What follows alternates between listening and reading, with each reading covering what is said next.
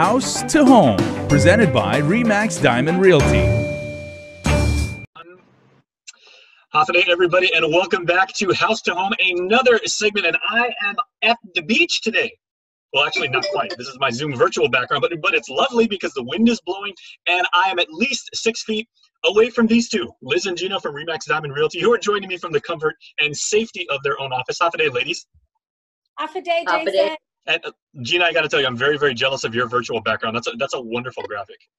I know, we've learned so much. Liz, you got to step your game up. You got to have a good virtual background one of these days. But I want a certain photo, so it's trying to find the right photo to use in my background. Right, but you know what? Until then, we can greatly appreciate your sense of interior design. Next week, I'll have a nice background. Okay, well, something that is not relative to interior design is forbearance. This is a very, very serious topic, and Gina, I know that's what we're going to talk about today. Yeah, you know, it's come up in the news quite a bit. I know Congress and our local senators have been talking about it a little bit, and basically, so we wanted to put this out there. Forbearance actually is not something I, as a mortgage, so I've got a mortgage in my home, but forbearance is really about the lenders. And let me read to you what the definition of forbearance is. Yeah, I got it up right now. Okay, thank you. Forbearance is when your mortgage servicer or lender, so this is your bank, allows you to temporarily pay your mortgage at a lower payment or pause paying your mortgage. Forbearance does not erase the amount you owe on your mortgage. You will still eventually have to pay, but forbearance is something that your lender works out with you. It is their right to delay the payment that you owe them. So it's not, just because I have financial issues doesn't mean it's the right I have. Mm-hmm. And we want to stress it's also the other issue that we need to be fully aware of is when you do apply for forbearance, depending on the mortgage you signed, the terms will be different from lender to lender. Liz, how are you seeing right now with the lender community, and they're probably proactively going out in addition to you with your assistance and telling people, okay, this is what forbearance is, this is how it applies to you now because the world's very, very weird, and this is what you have to understand?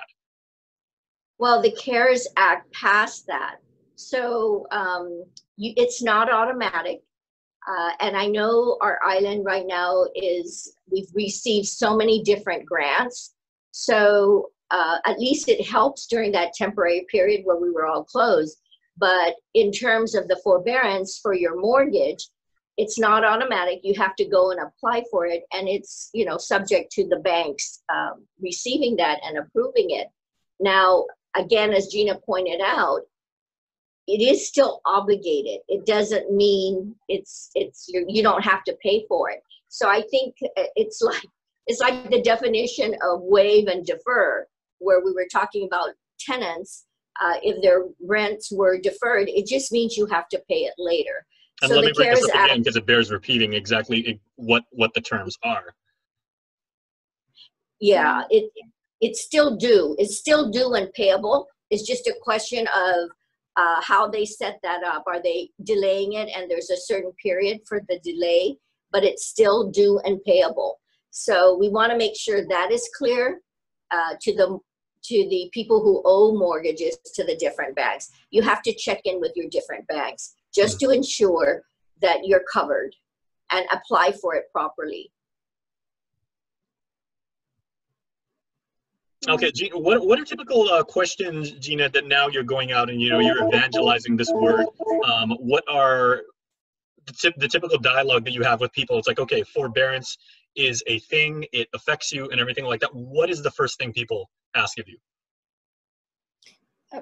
What I've noticed is people think it's automatic, and it absolutely is not. It's something you actually have to go and apply for with your lender. And your question earlier about are the banks actually going out there and giving out the information? They're not going out and giving out the information, but I am finding that all the banks are offering some form of forbearance. And and it's a simple process. I mean, it's still a process, but it's a simple process to get with your mortgage lender and apply for it.